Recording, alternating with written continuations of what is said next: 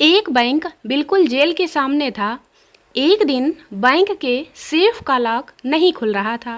Bank वालों ने हर तरह कोशिश की, मैकेनिक बुलाए, पर फिर भी वे सेफ का लॉक नहीं खोल पाए। तब बैंक मैनेजर ने जेल में जाकर कैदियों से मदद मांगी। एक कैदी सेफ का लॉक खोलने के लिए तैयार हो गया। उसे पुलिस सुरक्षा में बाहर लाया गया और उसने थोड़ी देर में बिना किसी तोड़ फोड़ के सेफ खोल दिया। बैंक मैनेजर उसके उस कारनामे से बहुत खुश हुआ।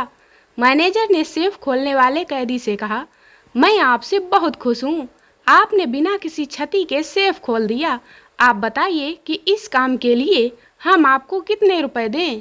सेफ खोलने वाले कैदी ने कहा, पिछली बार तो जब मैंने ऐसा ही एक सेफ खोला था तो मुझे 10 लाख रुपए मिले थे, तभी तो मैं यहाँ हूँ। एक बार एक शतरंज का ग्रैंड मास्टर संता और बंता से बोला, चलो यार शतरंज खेलते हैं। संता, नहीं, आप तो हमें आसानी से हरा दोगे। ग्रैंड मास्टर बोला, अच्छा चलो, तुम दोनों और मैं अकेला। बंता, फिर भी हम हार जाएंगे। ग्रैंड मास्टर, ठीक है, चलो मैं बाएं हाथ से खेलूंगा। संता बंता, हाँ फिर ठीक है। ग्रैंड मास्टर संता बंता को हराकर चला जाता है। संता, बड़ी शर्मनाक बात है यार, उसने हमें उल्टे हाथ से भी हरा दिया। बंता, अबे वो हमें बेवकूफ़ बना गया। संता, कैसे? बंता, वो लेफ्टी ही होगा। संता, ओ तेरी, सही कहा भाई तूने, ये तो मैंने सोची ही नहीं। एक बार संता चेन्नई गया और वहाँ अपने तमिल दोस्त के घर जाकर ठहरा। अगले दिन वह बाजार में खरीदारी के लिए अकेले ही चल पड़ा। उसके मित्र ने कहा कि जब तुम खरीदारी करोगे तो जो भी सामान खरीदोगे उसकी कीमत जितनी दुकानदार कहेगा तुम उससे कहना कि इसका आधा दूंगा। संता बाजार में पहुंच गया। उसने एक स्टीरियो की कीमत पूछी तो दुकान वाले ने कहा 2000 रुपये। संता ने कहा, मैं 1000 रुपये दूंगा। दुकान वाले ने कहा, साहब 1800 रुपये में दे सकता हूँ। इस पर संता ने कहा 900 रुपये। दुकानदार ने कहा, साहब बस अब लास्ट रेट 1500 रुपये लगेगा। संता ने कहा 750 रुपये। इस पर दुकानदार ने चिढ़कर कहा, मैं आपको ये स्टीरियो मुफ्त में ही दे देता हूँ। संता ने कहा, मैं इसे अभी तब मुफ्त में लूँगा अगर तुम इसके साथ एक और स्टीरियो दोगे। कितने आलसी लोग हैं भाई, 4 बाल्टी पानी कूलर में डाल देंगे लेकिन 1 लोटा पानी बेड पर नहीं डालेंगे, फिर कहेंगे बहुत गर्मी है भाई। बंता, यार मैं 2 बार तेरे रेस्टोरेंट में आया पर दोनों बार ताला लगा हुआ था। संता, तू लंच टाइम में आया होगा, उस समय हम खाना खाने घर चले जाते हैं। बंता संता से, तुम एकदम से इतने अमीर कैसे बन गए? संता, बस अपनी भूलने की बीमारी के कारण। बंता, वो कैसे? संता, दरअसल मेरे बॉस को दिल का दौरा पड़ा था, उस समय मैं डॉक्टर का नंबर भूल गया और बस अमीर बन गया। संता प्लेटफार्म में एक तरफ लेटा हुआ था। यह देखकर बंता ने पूछा, क्या कर रहे हो? संता बोला, आत्महत्या। बंता, तो फिर बीच में लेटो, रेलगाड़ी तो बीच में ही आएगी। संता, यार डर लगता है। संता बंता से, तुम इस ऑफिस में कब से काम कर रहे हो? बंता, जब से बॉस ने मुझे नौकरी से निकालने की धमकी दी है तब से। जब लड़का कुंवारा होता है तो शादी के लिए तड़पता है और जब शादी हो जाती है तो आज़ादी के लिए तड़पता है।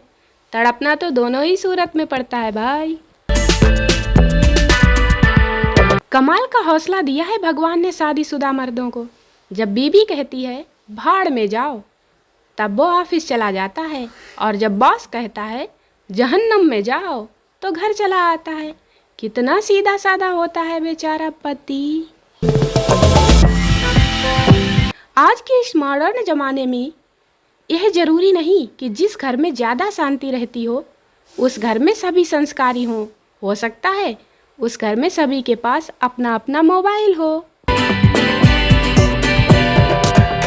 लड़के ने लड़की को रात में मैसेज किया, गुड नाइट हनी। उधर से रिप्लाई आया, अभी हनी सो गई है, मधुमक्खी रिप्लाई कर रही है, तू भी चुपचाप सो जा। कुछ महीने पहले जो कपड़ा 2 दिनों में सूखता था वह अब सिर्फ और सिर्फ आधा घंटे में सूखता है। और कितना विकास चाहिए आपको, बताओ जरा।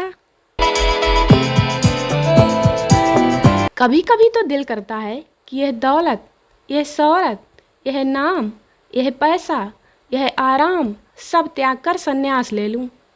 फिर सोचती हूँ कि पहले ये सब मिले तो सही। मैंने खुश रहने का एक नया तरीका सोचा है। मोबाइल कान पर रखकर मुस्कुरा लेती हूँ ताकि लोगों को लगे कि मेरा भी एक बॉयफ्रेंड है। शादी में डीजे वाले ने दूल्हे से पूछा, बता भाई कितने बजे तक डीजे बजाना है। दूल्हा बोला, सिर्फ दारू चढ़ने तक डीजे बजाना है, उसके बाद तो मेरे दोस्त जनरेटर की आवाज़ पर भी नाचेंगे। इतने चुप चुप क्यों बैठे रहते हो शायरी करने वालों? क्या गर्मी की वजह से महबूबा नहीं दिखाई देती जो शायरी आना ही बंद हो गई? आज हमारे घर एक नेताजी आए थे। बोले, शास्त्रों में लिखा है कि ब्राह्मण पूजनीय है। मैंने भी पूछ लिया कि शास्त्रों को किसने लिखा। फिर क्या था, नेताजी बिना ठंडा पिए ही चले गए। चुनाव के समय आतंकवादी बॉर्डर के पास आ जाते हैं और सबसे पहले जी न्यूज़ को फ़ोन करके कहते हैं, भाई हम आ गए, जरा टीवी पर खबर चला देना। सिस्टम के सिलेबस में सिर्फ और सिर्फ हिंदू मुस्लिम देखा था मैंने आज तक, पर जब परीक्षा में गया तो ऑक्सीजन और अस्पताल कहाँ से आ गया। एक मंत्री का सहायक IAS है, चपरासी स्नातक है और स्टेनो CA है, और मंत्री जी अनपढ़ हैं। ऐसा तो सिर्फ भारत में ही संभव है। आज 1 बजे दिन में मेरे साथ क्या हुआ, मैं ट्रैफिक में फंस गई। आगे गाड़ियाँ, पीछे गाड़ियाँ, कसम से पूरी प्रधानमंत्री वाली फीलिंग आ रही थी, लेकिन गर्मी भी बहुत लग रही थी। आज एक ट्यूशन शिक्षक ने चंपू से कहा, क्यों चंपू, होमवर्क अपना पूरा क्यों नहीं करते? क्या एक बार बताई हुई बात तुम्हारे समझ में नहीं आती? बिल्कुल गधे हो क्या? चंपू, गुरुजी तमीज़ से बात किया करो, कस्टमर हैं हम तुम्हारे, समझे? कस्टमर रूठ गया तो आपकी दुकान बंद हो जाएगी। लोग अपनी पत्नी को धर्म पत्नी कहते हैं, पर अपने साले को धर्मशाला क्यों नहीं कहते, बताओ जरा। अगर देश में मुसलमान और पड़ोस में पाकिस्तान न होता तो कुछ पत्रकार सड़क के किनारे 100 के 3 कच्छे बेच रहे होते। आज मैं आम के बाग में पेड़ के नीचे बैठा था। आम नीचे गिरा, मैंने उठाकर खा लिया। न्यूटन की तरह मैंने पूरी दुनिया को परेशान नहीं किया, खासकर अपनी स्टूडेंट बिरादरी को। बिना मुहूर्त के पैदा होकर जिंदगी भर शुभ मुहूर्त के चक्कर में पड़ा हुआ आदमी एक दिन बिना मुहूर्त के ही निकल लेता है और यह दुनिया देखती रह जाती है। दोस्तों वीडियो को लाइक करें, शेयर करें, चैनल को सब्सक्राइब जरूर करें। मिलते हैं अगले वीडियो में, तब तक के लिए बाय बाय।